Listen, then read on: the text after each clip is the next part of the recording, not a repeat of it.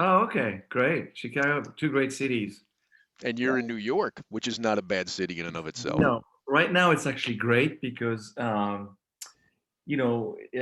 because of the lockdown, everybody, the traffic is very light. You can get around very easily, and it's very nice. You can bike around, you can walk around. There's no, it's really just the right amount of people. It's a perfect New York. Now, when I lived in New York, at one point I lived on 27th between Park and Lex, and this would have been in 1991. And I decided one day I was going to bicycle up to Central Park, and it was literally like taking, and that's not that far, but it was like taking my life in my hands. Yes, it's changed. Yeah. Yeah, there's enough bikers now with city bikes, and the drivers are a lot more respectful, and there are bike lanes also. So, Oh, and all of Broadway, isn't there like a whole section of Broadway now that's just for bicyclists? right, yes, no, they've done it. The city has done a good job. It could be better. It's not like Paris. I'm French, so I'm very biased. Paris is a great city to bike in, but New York has done a huge in the last 10 years. It's much better. Yeah. Well, you haven't been to Mexico City. Here, we have a lot of improvements to make. There's Sunday mornings, Sunday mornings for bicycles in Mexico City. Yeah, but only in Reforma, which is like our Champs-Élysées. Like that's the Oh, only area where it actually feels nice. You get out of there, going back to your house, it gets Good difficult. luck. Yeah, yeah. I've actually been to Mexico City a few times, and I love it. Each time I can go, I just enjoy the feel of being there. It's Yeah, fun. my Fun joke city. is like if you were to mix Eastern Europe with a tiny little bit of Morocco, you get Mexico Ah, City. okay. You That's know, nice. like Bucharest and Morocco had a child in some weird way. That will be Mexico City. that's great. Love it. Yeah. So thank you for all your support or talking about Sombra. We love it. Oh, Persia is no, Persia. I guess you talked to her, seen her, so she's God, thank you guys. Like, thank you for your support. This is fun, and thank you for letting us be the people who serve the first kiss of your new mezcal. We're so excited about that. yeah. No, I tell you, I am. I'm super excited because it wasn't kind of. It's one of those things that was really not planned and it just happened. We were trying different stuff with the guy who is at the Palenque, and this just came, and we all. It's funny. I remember that day we were at the distillery trying, a few things, and then we had that first reposé, and we all like look at each other and say, "Oh my god, okay, we got to do something with this." Well, hang on a second. I need you to put a fine point on that. So you were sitting around the Palenque in Oaxaca, and you were trying stuff, meaning that you had already done the experiments, because it's not like you can just age it in 5 minutes, No, no, right? no. Yeah, right. We tried different type of aging. We had tried different months, different oak, and then and that has been going on for a little bit, and then somehow I thought about contacting my cousins in France to get some of the barrels. We got 4 barrels. Like, can you send me a cousin? Send me 4 barrels to Oaxaca from the Bordeaux because I think I don't know. I got a good vibe. I have no idea, but let's try it.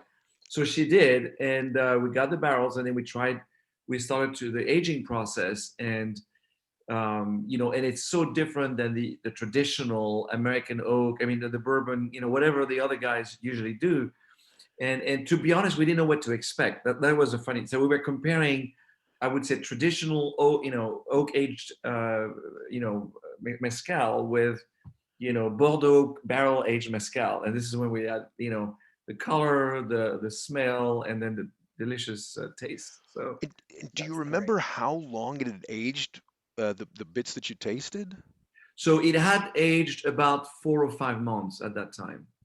I can't remember exactly. Because we had different. The 3 barrels are different. We had one barrel was like 5 months, another was 4 months. We've done, and then we kind of played around, and so 1 month was clearly not enough. 2 months was also, it started to be interesting after 3 months, and then it got better at 4. I mean, the thing is, we probably could do a, an añejo or ultra añejo, for like 18 months, like, and be like, Right.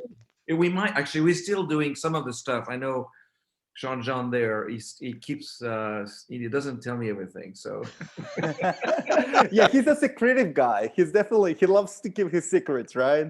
yeah. And Have you met him or spoke to him? well, I worked in Sombra distilling for a year. So Right. I started working with him when the distillery was still not even fully built. I was there for the first Oh, distilled wow. Sombra that came out of that place. So you Uh, met Richard Betts then in those days? of course, yes. Yeah. I was actually there when it moved to Davos. Like I went through all those periods of transitions. That Right. was really fascinating to me, honestly, because it was you could see all this movement and all these like moving pieces and interest and changes. That was great. Yeah, it was fascinating to us too, believe me, because doing a venture like this in Mexico, it's you have to have passion and belief and kind of forget about your wallet a little bit because No, and I remember that. I remember when all the Davos team came to Mexico, I think everybody was very confused. They didn't know if they were gonna find just a hole in the middle of the field. yeah, And then I think everybody was very pleasantly surprised when they saw the distillery. I think yeah. everybody was expecting a lot less. I think everybody That's was true. That's true. We didn't know what to expect. The pictures didn't do justice, and then when when actually we got, Richard gave us the whole tour, where we were like, wow, this is actually, pretty a small scale, but really, it's high tech stuff, on a small scale, which we kind of like totally got excited. And which yeah. No, sorry. no, no, no, but I mean, that's it was a good surprise. Yeah, no, Because I remember that I thought it was like such a cultural shock for many of you because a lot of you have been, I mean, many of the other spirits that you have in Davos, they have really large operations. So there was like this uh, was like a no, it tiny, wasn't no? that. It wasn't that because aviation, is a craft distiller. Yeah. In well, I'm sure you know the story in Portland, and so that's it's not. And then the Taiku or the sake. Yeah, that's If true. you That's see true. the brewery in Japan, it's like you could walk by and not see there's a brewery there. It's so small. I mean, it's like everything in Japan. Everything is like like Teeny. super Yeah. organized, very meticulous, but very small. And so it was not the size, but it's more like the fact that it was certainly. I think Richard was trying to organize something that was not necessarily very much organized. The mezcal trade is known for its craftsmanship and it's kind of farmers doing their things their own way, following tradition or family recipes and stuff like that. And I think Richard wanted to sort of make it a little more organized, a little more structured, and in the process also make it environmentally friendly, which Mhm. was always something very important to him and to us actually. So and actually, I used to be a member of 1% for the Planet, Mhm. member of the board. I'm sorry. So I was very involved with the environment. So when we saw all this, attempt to organize in a way that was respectful of tradition, but trying to combine efficiency on one end, but and also caring for the environment at the same time. There was sort of the perfect reunion of different interests, and so we got super excited, but there was a lot to be done. I mean, the other distilleries or breweries, they've been rowing, they've been doing this for a while. Aviation is, their first, they started in 2005. So when we bought the brand, it had more than 10, 12 years of experience. Sombra Palenque, it was really off the ground. 6 months, I think. I think it was like 6 months or something Right. like So you're that. like, okay, Yeah. it's like, okay, this is gonna work, right? We just bought the brand. It's like, But yeah, I no problem. and I think that's fascinating because you've also, I mean, with these kind of experiments like the reposado in Bordeaux barrels, you are really taking chances in doing these experiments and trying to re-understand mezcal from the lenses that you guys have. Right. And I like I guess one of the questions is, I mean, the context of wine. Like I was researching a little bit about the Château Léoville Poyferré. It's crazy, the craftsmanship and the heritage and the specificity that they have for production. And you know, Lou and I usually have this fight where he says that, well, you know, agaves are so interesting because they take 7 to 8 years to grow, and then And the grapes are not that grapes, interesting. 4 months. And then I was like, no, Lou. These vineyards are 35 years old in average, and also even the soil is millions of years. You know, like it's very specific. It's a very specific type of grape. So maybe it's just that every 4 months you have a new child of this thing that is 35 years old, right? That's a good way to put it. Yeah, I like that. I like the analogy. No, I mean, wine is, wine is a labor of love. I mean, because frankly, you don't really make much money in wine. It's really everybody in the wine business. I mean, obviously, people have to live and they have to make a buck. But my point is, they're doing it because they really love working with Mother Nature and create, a product from the earth that represents that soil, that terroir, that's the scent of the area, and to capture that into a fruit, is an art, because you do that with really nurturing the soil respectfully and patiently, which is complicated and expensive, because when you do that, you're much more at the mercy of Mother Nature. And so that's why there are great vintages and not so great vintages. Some years it works and some others it works less. I mean, it's not like it never works, except like the poor folks in California, last year with the fires. I mean, that was I think the 2020 vintage in this case is not much. It's all it's. But in Bordeaux, for instance, the issue we have with the wine is frost. I mean, in 2017, for instance, we had a massive, it was a cold winter, massive frost, and everybody lost. Some vineyard lost like 80% of their harvest. We got lucky. We only lost like 30 or 40%. I can't remember, but it's still, imagine suddenly your revenue is like cut in half. Like in a few nights, in a few days.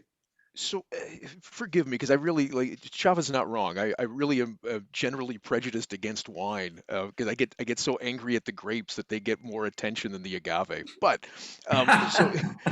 but my understanding of something like ice wine is that the wine is made from grapes that have already frozen. Can you not do Right. that with? So it's a little different. You're right, but that's at a much later stage. Once the grapes are overripe, they have over ripened, and so and you don't want to let them in the cold of winter too long. But there's a moment where there is a very high concentration of sugar, because they've been, instead of being picked, they keep growing, and so the sugar concentration gets really high. But then they still wait then for the first frost to sort of do its work. And I've never actually, I'm just repeating what I've heard. I've never seen an ice vine vineyard, but it's in the later stage. It's like at the end of the cycle, of the life cycle of the grape. The frost I'm talking about there, it's in the early stage, before even at the flower, the flower level, when the early blossoming season, when it's like anything that's stopped to grow. You got to snap one night of frost or a snowstorm, it's just gone. So we're going to ask you a bunch of geek questions, and if we get too far into the weeds or the vines with the geek questions, just flag us, Guillaume. Like it's okay to say, just let's move on. That's okay. But I'm really so Chava and I were having this conversation before you got on. We were pre-gaming, and I find it curious. You've got all these different grapes you use, and he was telling me that he read or watched one of the videos, and it showed that you have a specific blend of grapes that you use to make your wine with each vintage. Is that accurate? Yeah. So, well, each wine appellation has different rules. So in Bordeaux, what's crazy with Bordeaux is, well, first of all, in Bordeaux, for the record, the main grape varietal race grown there is called Cabernet Sauvignon, which you find in many parts of the world, and then it's Merlot, and then those two really represent, you know, don't quote me on the number, but I would say probably 80% of what's grown in the region. I would say at least 50 or 60% is Cab, and then maybe 20%, you know, ish is Merlot. Now, some part of Bordeaux, they make their wine mostly with Merlot and less Cab. It's the other way around. But in where my family is, it's called on the left bank of Bordeaux, they are higher level of Bordeaux, of a Cabernet Sauvignon, sorry, in the blend, and less Merlot. But then you have also grapes like Petit Verdot or Cabernet Franc that come into play to a smaller degree. So the appellation authorized only a certain number of grape varietal, of which Cabernet Sauvignon and Merlot are the two sort of major grape varietals. And so that's number one. Number two, once the wine is made, what made Bordeaux so special back, you know, 100, 200 years ago, is that, you know, not only the soil is amazing, it creates, you know, it allows a fruit to grow and mature in a beautiful way and give a very good quality fruit. But the Bordeaux winemaker blended their grape varietals. So what the blend does, and it's a little bit, I mean, we can go from here to mezcal, but you know, I'm a big fan of the blend. You know, the people that just say I'll have a Chardonnay or a Cab or a, you know, a single something, you know, it's probably, it could be very nice, but the minute you start blending, suddenly the spectrum of aromatic, you know, organoleptic flavors just like explodes, and it's a lot more fun, more interesting, and more, you know, it's just a better experience. And so in Bordeaux, you know, that's the art of blending is really what differentiates. It's one of the key differentiator between, you know, a good vineyard and an outstanding vineyard. You know, there's the quality of the fruit you grow, but also the way after you made the vinification, how you blend those different. There's a blend also between the grapes, but also among the grapes, because lot number 32, which is Cabernet, will be a certain style. Lot number 43, which is also Cabernet, but it's on the, let's say, southwest side of the hill, you know, it won't be the same. So, you know, when you blend those two, you know, it's already an I would say, an incestuous. It's like the same family, you know. You got from West Virginia, I get that. From the north side of the hill and the cousin from the south side of the hill. But am I understanding correctly then that the blend will be different from season to season? That it's not a constant. So yeah, so one of the things what you can do about the blend is actually the blend will vary, so you deliver a certain consistency. You know, so somebody who knows Château Léoville Poyferré, which is our estate, you know, there is a style. It's a style of Bordeaux wine that, you know, a lot of people like. It's in Saint-Julien. So the Saint-Julien is the name of a village near Bordeaux, but it's different than, you know, Margaux, which is another village, which is only, you know, 10 miles away. And then it's also different than Saint-Estèphe, which is 10 miles north of Saint-Julien, you know. So there are different styles, and one estate becomes known for a style, and by blending, you can make those adjustments. So, you know, a fan of Léoville Poyferré would always, every vintage would find, you know, a consistency. Now, it could be consistent, but, you know, if Mother Nature hasn't really given it its best, you know, it won't have the same depth, the same richness, the same, you know, elegance from one year to the next. That's where the differences are. I watched a interview with Didier, which runs and I loved his tasting the wine with the interviewer. And the interviewer says like, so what flavors do you find? And he's like, that's not my job. I just take care of taking the flaws out. I'm just in charge of not having flaws. I leave that to you guys, to be like, you guys that have better palates. And I love the answer so much. It's funny. Yeah, he's got a pretty good palate, though. He's very modest. But something also that I think is interesting about these agricultural practices is, do they grow together, like, or do you have different land for different species or different types of grapes? or are they growing together? Like you have Merlot with Cabernet? No, you have, they are separate. I mean, they are separated, but it's like neighborhoods. I mean, you have like the 1 acre lots. It's subdivided. Any vineyards, whether it's California or wherever you are, it's always subdivided into half an acre, or maybe some, bigger, like a few acres. And in that, and usually what separates them is the sun exposure, because it's rarely, a good vineyard is rarely on a flat land. It's always slightly, tilted either, ideally southwest. You want to look at the sun as much as possible. So you want to be on the, east southwest sort of exposure.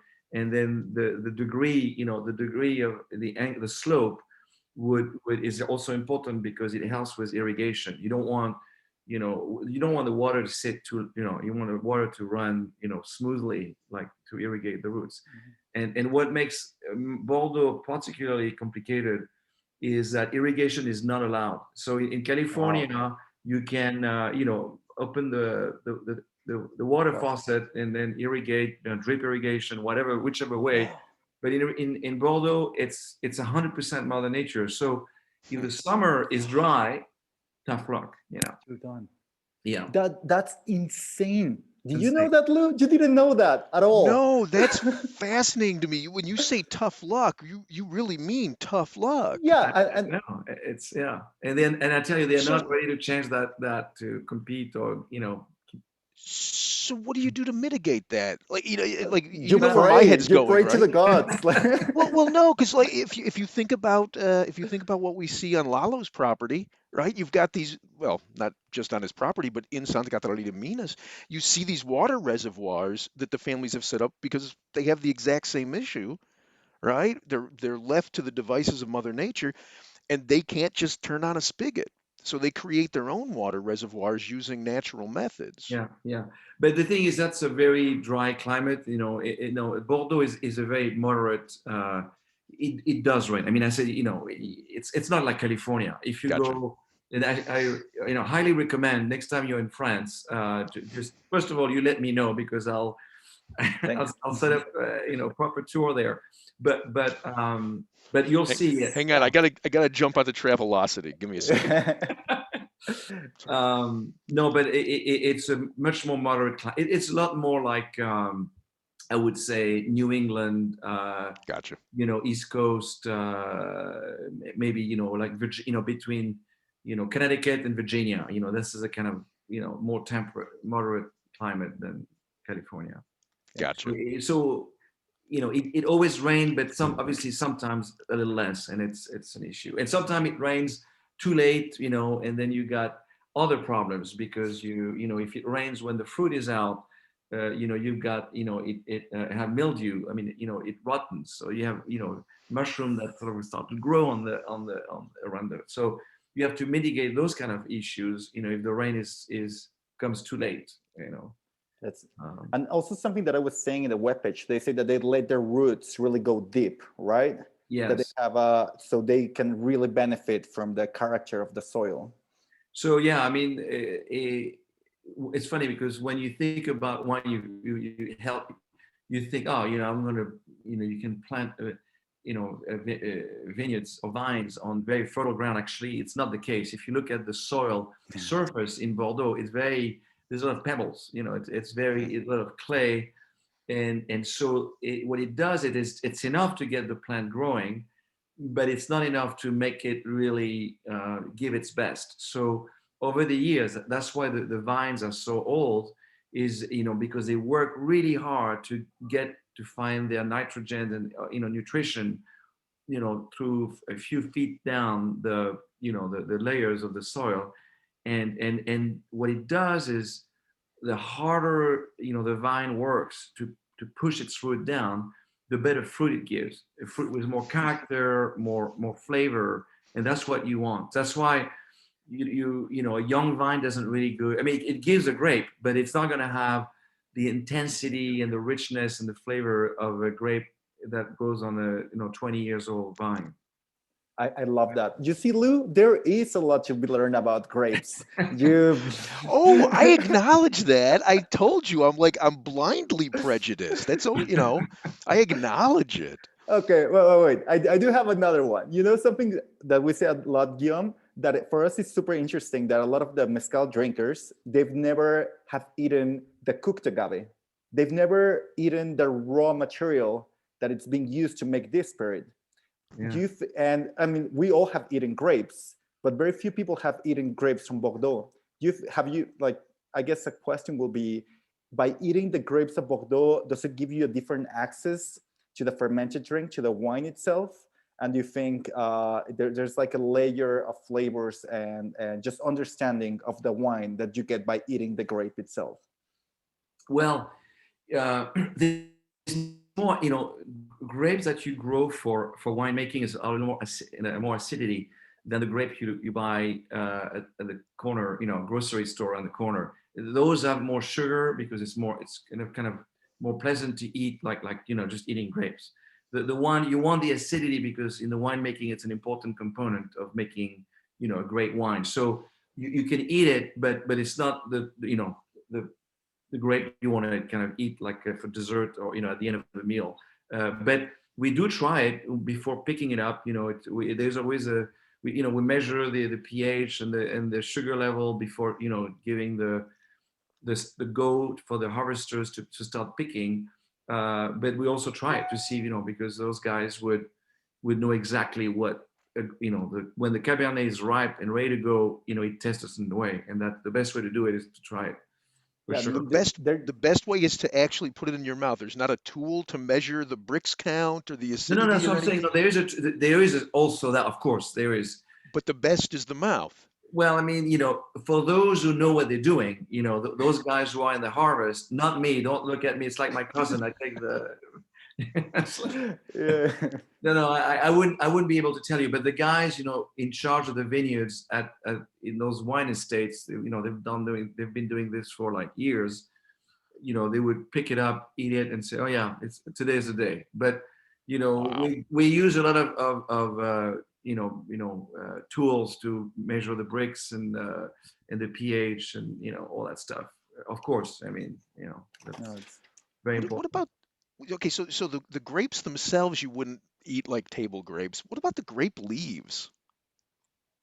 That's I've never been asked that question. I don't know. Yeah. I'll pass on that one. You mean as a salad? Listen. Now that people eat kale, I think we could do a Cabernet Sauvignon leaf salad, and I think it'll be a hit on any menu. I Well, think you that's actually a great idea. We should do well, that. Lou has a specific request on this direction. So, Lou, please do your request. yeah, if you could just ship us over some grapes and some grape leaves, some of the meat. Like I'm guessing you've got some animals around the vineyard that are Not eating the really. grapes. No? No What animals. about what about bees? Do you have bees that are making honey? There are bees, and I'm sure people make honey, but it's not part of the. It's not a huge part of that Okay, world. fine. There are I'll bees, just drink the wine then. That's okay too. we about wine, yeah. But we love bees. Don't get me wrong. Sure, sure. It Awesome. helps. It helps. What Okay, else, what you got, Lou? Java? Well, something else, also in the very technical side of things that I found interesting through going through the webpage is that you do a pre-fermentation. You do like a cold maceration process. And what they were explaining is like there is where you get a lot of the fruit, like a lot of the stronger fruit flavors. And in mezcal, lately in a lot of the articles that I've been reading, it's they've been paying more attention to the dry fermentation. So there's 2-3 days before you add water. And I don't know, like I just like that sort of parallelism between like the winemaking and the mezcal fermentation. Can you just tell us a little bit more about that?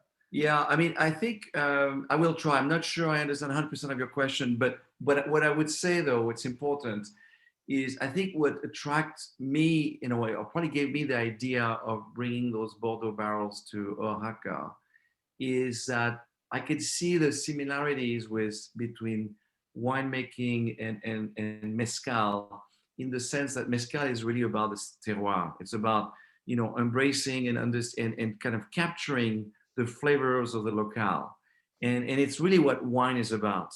And I'm not sure tequila, is as much about that. It's kind of again, it's a single note, it's one agave, and it's so, but I won't say more on that.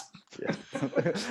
Yeah, we're very diplomatic on that department too. Yeah, no, some of us more than others, but yes. Yeah. But you see what I mean? I think, and actually, we've already done with our ensemble, a blend, and I was very excited with this blend, of different agaves, and I personally, I'd love to do more. Obviously, it's a bit of a challenge in terms of supply. You gotta, find the different, the different supplies. So that it's kind of a work, and we're replanning a lot, as you may know. So we try to. I mean, this is like a long-term game, but we, ultimately, I'd love to have, a wide range of different blended agave mezcal and for Sombra. But it takes time because I'm always fascinated about. I remember my first visit there when Jean took me to the mountains where we get our, some of our agave, and I couldn't believe it. I mean, it's like, you ride on a broken path or dirt path for like hours. Finally, you get to a place beautiful, though, absolutely beautiful, and then there's a few plots of agave hanging on the cliff, literally, and you think, oh my God, okay. And then this guy's, the whole process is insane because, moving a 200-pound plant. I mean, it's a lot easier to harvest grapes, believe me. I mean, when you see what it takes to harvest the agave, I just it's amazing. It's just an incredible process of, it's really human labor and so dedicated, and so it's so much hard work that it's just fascinating. But I'm digressing there. I can see that you want me to go back. No. No, absolutely. That was great, actually, because and maybe like even as a follow-up on that, because we're discussing a little bit, and before this pregame, and we're saying that something that maybe makes the whole mezcal category so fascinating is that it has had a lot of influences, right? You have Asian influences with clay distillation. You have European influences with copper stills, with coils, brandy stills. You have all these things that mezcal has embraced and has used to grow and innovate and change for hundreds of years. And we were thinking that what you're doing right now, it like continues this tradition of international exchange getting to mezcal. Right. Yeah. And you're right. And just to muddy the water or the wine or the mezcal a little more, the barrels that we use, to age the wine. Sorry, in the background is my dogs are going nuts, so I'm sorry, I can't mute them, but I wish. Is that the set? Those barrels are made in Limousin, which is a very big forest in central France, central southwest of France, which is known to give the best quality oak that are used to make those barrels. But the same barrels, I mean, a little bigger, are used for cognac aging, because cognac is only, an hour drive from Bordeaux. It's very close. So, you got the same trees, for the same barrels, aging two really different products, cognac distilled, wine, fermented. And then here we have those barrels going to Oaxaca now to try to, experiment and create something, new sensation with mezcal, which is kind of exciting. So totally to your point, it's definitely, there's a lot of interaction, it's all interwoven eventually. Yeah, and I think that's something that I love about Sombra, that you guys are not afraid of reinforming tradition. I think a lot of the narrative of other brands is we don't touch anything.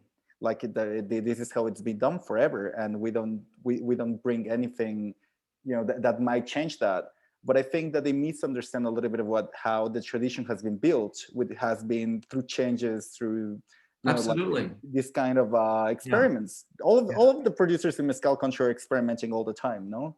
Absolutely. I mean, tradition is, there's a foundation, of the way things have to be made, and as long as you respect it, you can innovate and try different things along the way and tweak, and so I think that's why, in a way, that's why people, the product become more relevant or more popular, is because it improves itself throughout the years, throughout the ages, with the innovation within the tradition, to keep it relevant, to keep it, Yeah. exciting. And I mean, the Saint-Julier and like all the Bordeaux denomination, it's the ultimate definition of heritage. No, like it was established in 1855. Like it doesn't get more like, I think there's few traditions that are more documented than the traditions of winemaking of Bordeaux. No, because in mezcal you don't have documentation. You have memory of people, but you don't really have. No, but for instance, I mean, if you talk about, the history of Bordeaux in terms of winemaking, like, I'll give you a few examples of things that have changed and completely changed the way, we make wine in the very traditional part of, in Bordeaux, which is super traditional. But like in the vineyard, about 20 or 30 years ago, there was an institution instigating, what we call the green harvest. So the green harvest is a process where, when the grapes start to grow, you actually, do a first harvest of the green grapes. So you let the stronger of the fruit on the vine grow better and capture more of the flavor. So it's like, instead of having a more diluted result, because you don't want too many fruits. So it's like controlling the yield by reducing the number of fruits. So, you sort of like, you're about to die, you cut your arm to save the other, so to speak. Or, I mean, I don't want to be that extreme, but sorry. So, is there some guy who specializes in that? Give me a second. You'll be right back. They are people, well, in Bordeaux, this is where, innovation win tradition. There are people who've been making wine there for ages. And as they, enology had a big role, in chemistry and understanding, winemaking in a scientific way, has obviously helped a lot.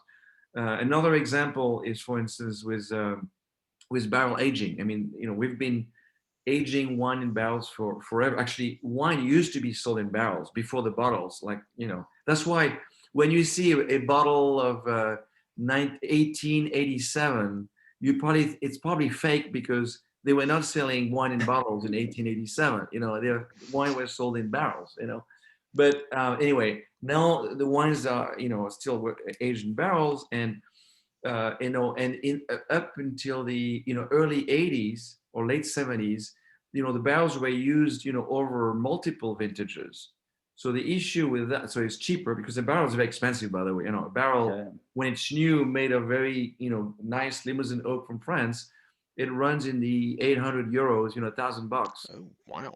For 225 liters. So it's an expensive, and you have to buy hundreds, to barrel the entire production, after harvest. So it's an expensive investment that happens every single year. But that hasn't been the case for very long. It's been the case for the last 25 years, let's say. The use of new oak, as we say in wine speak. Before, winemakers were using the same barrels, but the issue is, over the years, there would be bacteria, growing in the barrel. So you may have a perfect season, perfect fruit. You're very happy with your wine. You dump it all in those barrels, and then the bacteria, in the barrel would totally neutralize and kill the wine. And so eventually, in the early 80s, there was people start to realize that, and so invested more and more into new barrels, new oak barrel. And now, all the big estates they don't do 100%, but they do close to like 80%. Because now also there are ways to clean up the barrels. I mean, when we use it for 18 months to age the wine, and then you steam, different ways to clean it, so you can use it a second time. But without bacteria. It's clean, used barrel, if you will. But you can't do that so many times. You use it for, And, you know. and and then you send them to Oaxaca? Like what happens to the So yeah, no. Well, there's a trade. There's a secondary market for used barrels. I mean, that's what the bourbon folks do with a beer. sure. With its whole. There's a whole market there, and it's the same for us for Léoville Poyferré. We sell it out, but in the case, what I wanted is to have new barrel that have only been used once. So we have all that beautiful, wonderful wine aging there for 18 months, and it's in the wood. So I want to get extraction of that into the mezcal. So and we actually experimenting whether we can use it a second go, what it'll look. But I think my feeling is that we're going to need to have new old used barrel, if you will, each time you do a batch, because we want to make sure that the flavor, the tannin, the color, all that stuff, is delivered, if you will, to the aging of mezcal. So you're gonna always use new barrels. Sorry, I don't know if I well, like you're With gonna be new shipping used barrels, the new barrel that used have been used barrels. for 18 months, we'll use it, for mezcal. Okay. God. And what are you gonna do with the used barrels of mezcal in Oaxaca? They're already in Oaxaca. I think I might have a client for you, Guillaume. I think. God, I want to see somebody storing pulque in those, right? Yeah. Like using those as open air fermenters for the pulque. Are you familiar with that, Guillaume? I'm not sure. No, what is that? Pulque, it's a fermented drink that it's made. It's like the wine from agave. And the sap from the uncooked agave. And it's fermented. It's fermented. It's this viscous, beautiful, sweet, sparkling acid. It's I don't know if you've ever kombucha. had. Yeah, it's more like I don't know if you've ever had the Korean fermented drink called makgeolli. Yeah, I heard of it. Yeah, I never tried it. It's sort of makgeolli, but with a punch, and it's maybe using this like a third run to ferment pulque. That will be the way. Hey, we're open. We're open to experiment. Of course. Yeah, it sounds interesting. Yeah, that'll be awesome. But well, sorry, Lou, you were going to say something. No. I've got just a technical question, not even a technical question, just a verbiage question. But if you've got something else that continues on this line, Chava, jump on it. Well, yeah, I guess the obvious question that we haven't asked yet, it's why were barrels so like why were barrels desired in wine? Like what was the influence of barrels in the winemaking scenario? Because I'm sure they were not always there. Someone once realized that barrels gave something good to the qualities of the wine. And why do you think that also informs the mezcal? Like what of those qualities do you think that make the mezcal? Oh, I see. Well, okay. So first part of the question is about how barrels came into the wine world. You're right. It was not always the case. I mean, the Romans were drinking wine and they had amphoras. I mean, the wine for centuries was I guess bottled into a clay pot, so to speak. And then the barrels. I don't know exactly when it appeared, but it was purely for trading reason because it was easy to trade. It had one size. It was not necessarily done to age the wine. It was more like, and actually I've learned something, and I'm going to admit it, it's recent, but and I'll share that's kind of a nerd knowledge, but I think it's a pretty cool story. Somebody asked me why the wine barrels in Bordeaux are 225 liters. I don't know. I mean, it's big, but it's not that big,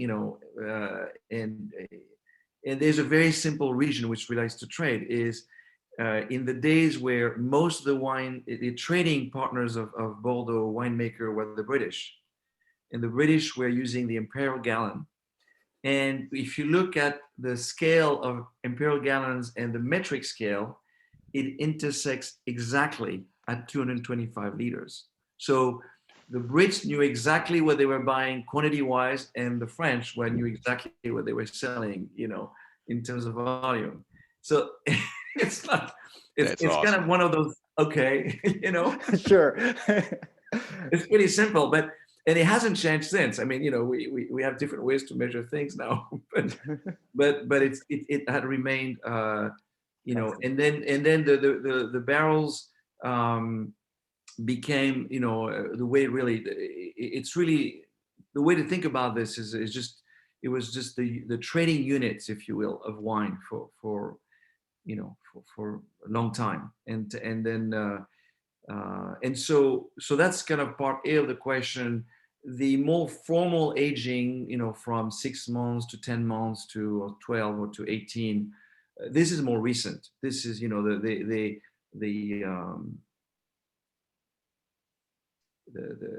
don't know exactly when it happened, but the aging in barrels is a bit more formalized in the last 50 years. Like, in Bordeaux is 18 months. Now, there's always a misconception, and maybe you're going to ask the question, but I'll answer before you ask it. You don't want the taste of the oak in a barrel. It's not what you look for. And Americans, when they discovered wine 20 years ago, they wanted a Chardonnay so oaky, buttery that it was like, it was so dry you can barely, drink it. But it was a sort of a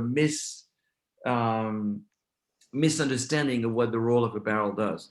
The role of a barrel in the aging process is to allow micro-oxygenation, not an actual micro-oxygenation, but very small particle of oxygen to go through the wood, and then it helps the tannin to evolve. And the tannin is what gives the flavor to the wine. So if you put it in a tight container without air, they won't budge, or very, very, very little.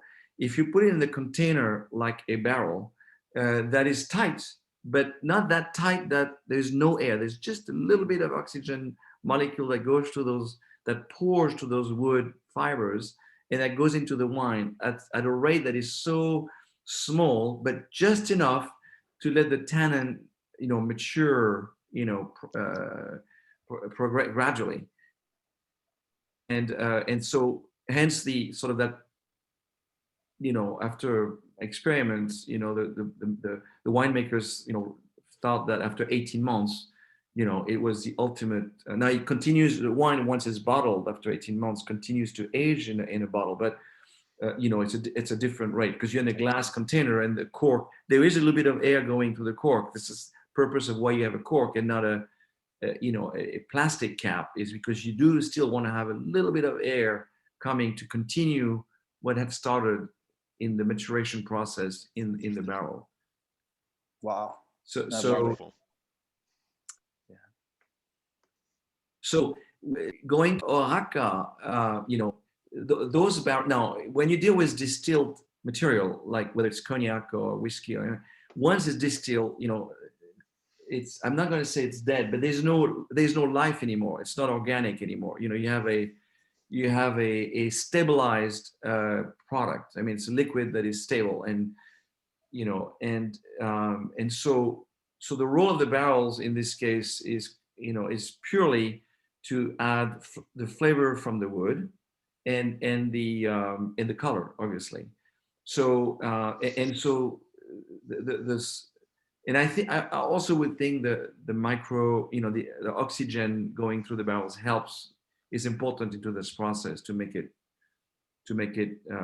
happen. And so that's kind of what the magic happened with Sombra Repose, is that that everything, that the history of what the barrel, each barrel has collected over 18 months of wine aging, was stored into those staves, and then slowly released into the mezcal. And so that's a cool part, is you take it from one place, you transport the empty barrels, and then you give it back to another place with another liquid. So that's kind of the cool part, I think, about this kind of process. Math-wise, what I really love about this, you have 35-year-old vine, 7-year-old agave, and then you take all that age, put it make it meat into a barrel, and you sort of make it meat and extract something out of it, which I think that it's really cool. Yeah, no, it's when you add up all the years, it's a long time for sure.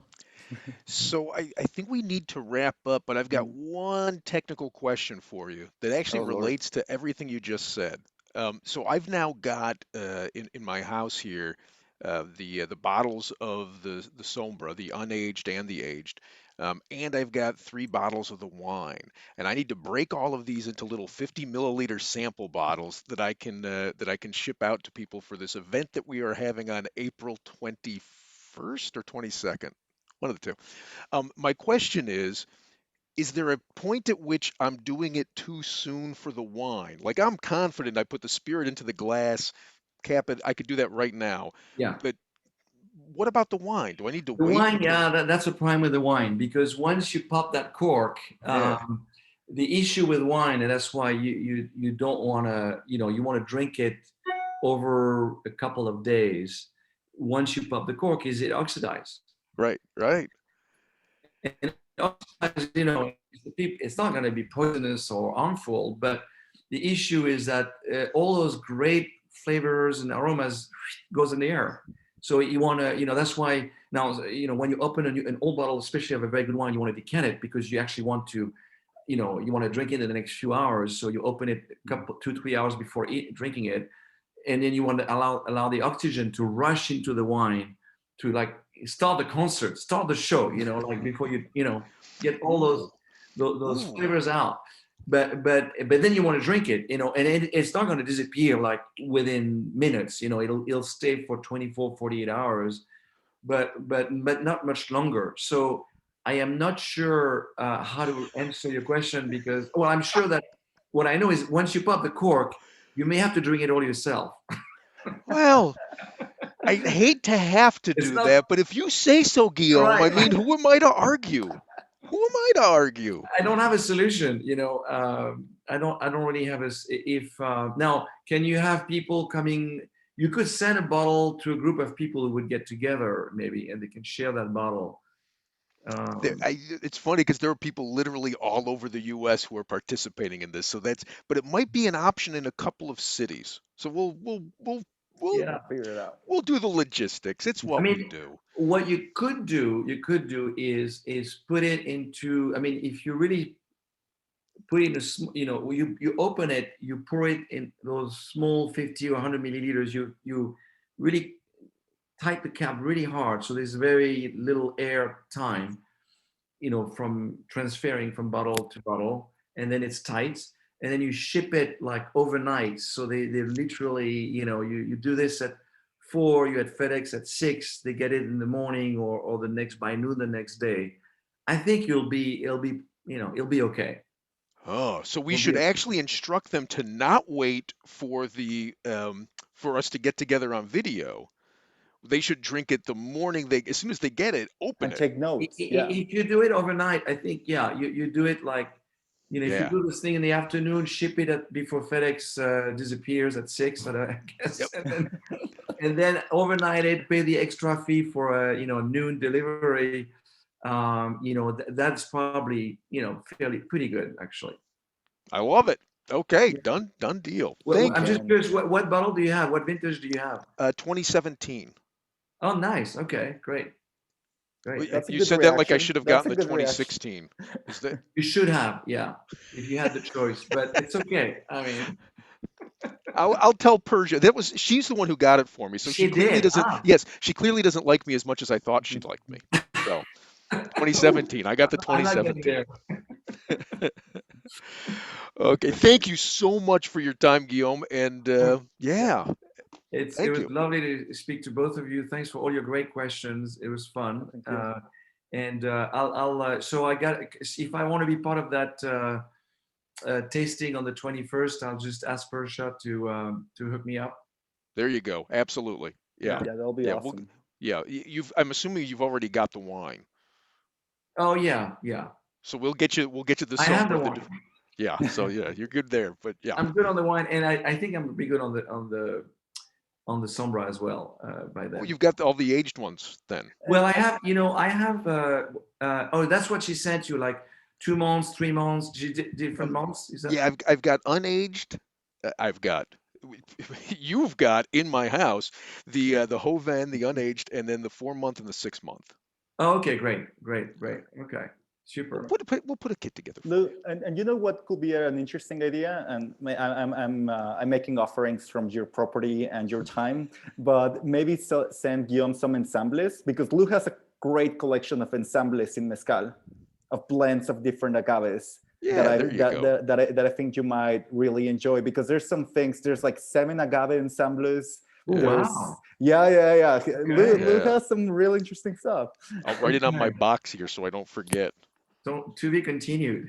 Yeah. No, because I'm there with you, Guillaume. I think even in agave spirits, some of the most interesting things that one gets to taste is Yeah. when they make these assemblages. I always mispronounce that, Lou. How do you say that? Assemblages. Assemblage, yeah. Assemblage. Yeah, it's okay. Blending. I mean, yeah, blending. Yeah. Yeah. The blending is key. Yeah. So Yeah. it's great. Excellent. Well, it was a pleasure to finally meet you, and hopefully, you're gonna drink more wine now, but not I too will. much. We're about Sombra here, okay? So Well, and the wine. That's the beauty of this. It's both. they work together. Yeah, Yeah. exactly. Beautiful. Excellent. Great. Thank you very much, Guillaume. Thanks, Lou. Yeah. Thanks, Shava. Good to meet Hasta you. luego. Bye.